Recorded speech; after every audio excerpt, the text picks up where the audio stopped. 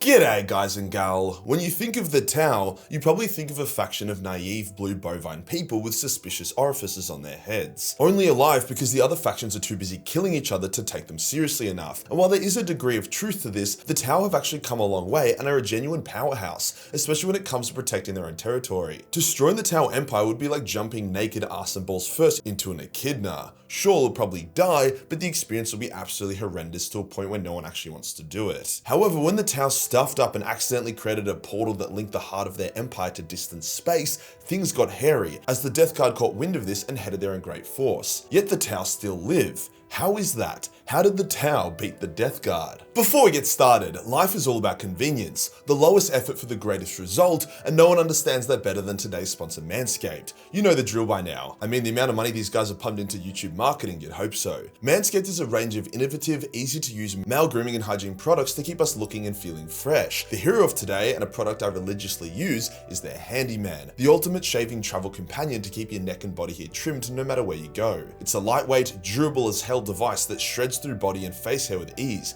leaving no nicks or razor bumps behind. But that doesn't mean we can't get the rest of the Manscaped range. The Lawnmower 5.0 Ultra is the goat of keeping the family jewels clean. It literally has a residency in my shower and is used all the time. Being waterproof and having 60 minutes of runtime mean I rarely ever have to move it around. Then there is other products like the Slick Plow 2.0, which gives a skin close shave with its single blade, amongst many more. Most of which come in value bundle deals, which is the best way to go. For me, I use the lawnmower for downstairs of my body hair, the Handyman or Plow for the neck, and then a specific face shaver for the face, and I never have issues with rashes or bumps. So to get 20% off and free international shipping store-wide, then use my link and code Majorkill20. Cheers to Manscaped for sponsoring this video. Today we'll go over how the Tau managed to beat the Deathguard, providing context on the setup to the conflict, the battles, and how the little blue people clutched it. Let's get into it.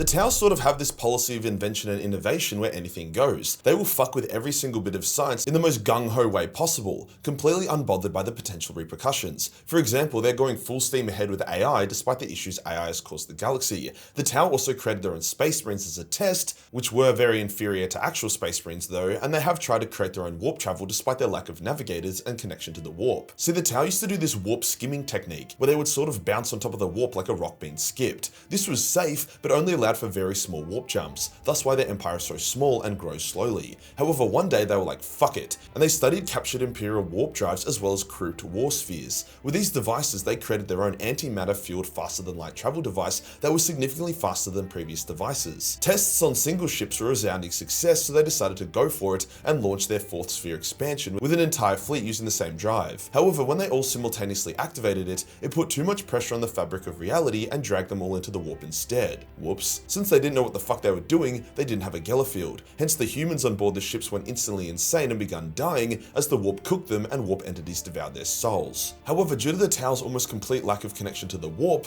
the entities could not detect them. This is where shit gets kinda funky. See, the Tau do not have a connection to the warp, but many species within the Tau Empire do, like the humans. Hence over time, the belief in the concept of the greater good actually spawned a Tau god in the warp. God might be a bit of an overstatement, more like a powerful warp entity that could actually be looked upon, communicated with, and interacted with. When the Great Rift opened and greatly empowered all things warp related, such as the Emperor and the Tau Warp Entity, the Tau Warp Entity grabbed the Tau ship and saved it, bringing it back to real space. However, it did so by ripping open a sort of black hole portal thingo which linked the heart of the Tau Empire, where the ships took off from, to a pretty random spot outside of the Empire. The surviving Tau of the Fourth Sphere colonized the local worlds where they popped out of, with the rest of the Tau believing them to be dead for decades. The Tau sent probing drones through the Nexus and were shocked to discover the Fourth Sphere had survived. Commander Shadowsun, greatest of the Tau generals bar maybe Commander Farsight, led a huge army through the Nexus. This was the Fifth Sphere expansion, and they linked up with the Fourth Sphere, creating a huge Tau army that rapidly colonized and conquered many worlds around the edge of the Nexus. Meanwhile, the Tau saw that having a teleporter straight into the heart of their empire was a bit of a security risk,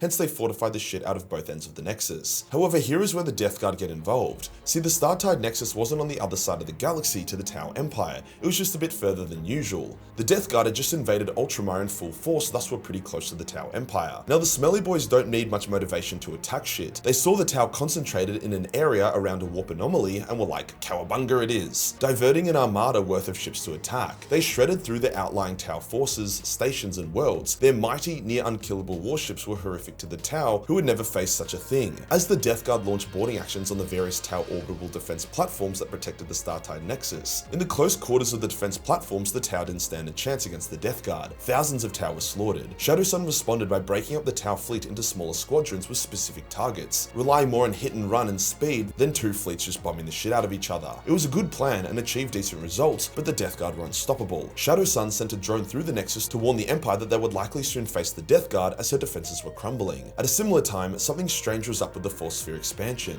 the ones who survived their time in the warp. See, the knowledge of the Tau warp entity began to spread and many Tau auxiliaries began to worship it as a god. However, the Tau within the Force Sphere were so enraged and disgusted by this worship, what they saw as a perversion of the greater good, that they became extremely racist, genocidal maniacs against all non-Tau, hoping that by slaughtering the auxiliaries, it would kill the Tau god. This resulted in some pretty disturbing scenes, even by Warhammer standards. So the revelation of the Force Sphere being cooked in the head whilst the Deathguard were attacking was a bit of a problem for Shadowsun, who ended up being relieved of command for asking too many questions. Now Shadowsun has always been a bit of a rebel, so decided to lead a daring attack on the enemy's capital ship, the Nephilim, with a mixed squad of Tau auxiliaries like the Kroot, Nikasa, and Chapakti. Bit of a strange combo, but they made it work as this ship was heavily sabotaged, Shadowsun being sucked into the void and then safely retrieved. With the ship taken out of action, a few Deathguard ships getting into the Nexus, and Shadowsun's tactics bearing fruit, the commander of the Deathguard decided this little side quest was becoming less of a curb stomp and more of an echidna spike to his balls. So he withdrew his remaining forces and entered the warp. However, the Tau entity, now being referred to the goddess Ta'alva, grabbed the Deathguard commander's ship along with the rest of the Deathguard ships within the Nexus and crushed them,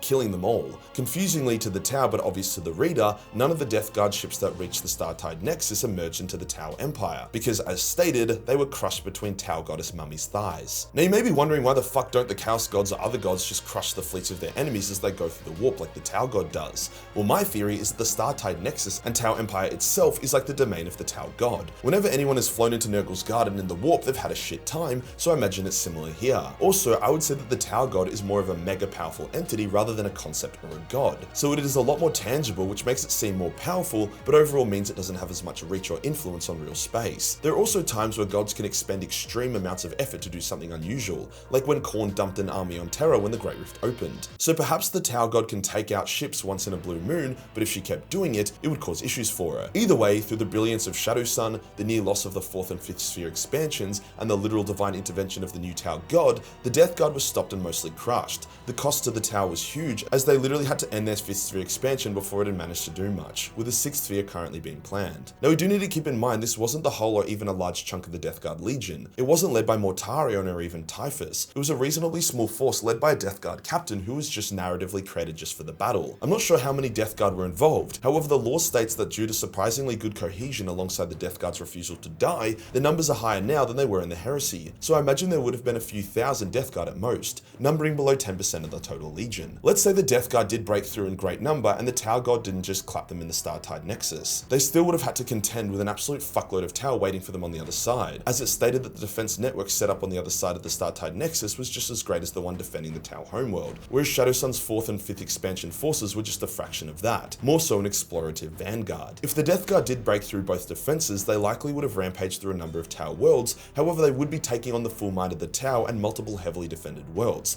There's just no way they would last that long or actually do that much damage. Even the Tau aren't entirely sure what the Deathguard's motives were. I just think they're violent and like attacking shit. While I still have you, what is actually up with the Tau God? Is she some malevolent sneaky bitch or actually this divine chill as fuck guardian of the Tau? Well, we do know that she likes to exist. She once visited Shadowsun in a vision early on in the General's career, saving her from a deadly trial and telling Shadowsun to pay her back she needs to make sure she is born. In the current setting, she's pretty powerful due to the rise of the religion praising her as a god. I mean, even Tau auxiliaries kind of missing the point of the greater good was enough for her to be born, but now there are millions of dedicated followers praising her, it's enough to turbocharge her. I honestly think she just likes existing, the philosophy of the greater good is mostly morally nice so makes her nice, and she wants to protect those that give her power. Shadowsun was really conflicted about the Tau goddess. Originally, she ordered the temples to her to be destroyed as it was a perversion of the greater good, but seeing that the Tau god had done them a solid on multiple occasions and could be used as a mighty weapon against the enemy, she rescinded the order, and now the temples are protected and the worship of the Tau god allowed. Obviously, the 4th Sphere expansion Tau are not a fan of this, however most of them died during the battle for the Startide Nexus, and the survivors are deployed in war zones or areas which do not have Tau auxiliaries involved, as the Ethereals know they don't exactly get along. So that is the lore behind how the Tau managed to defeat the Deathguard. It took 2 spheres and the Tau's greatest commander alongside their god in order to beat a pretty small fraction of the Deathguard Legion.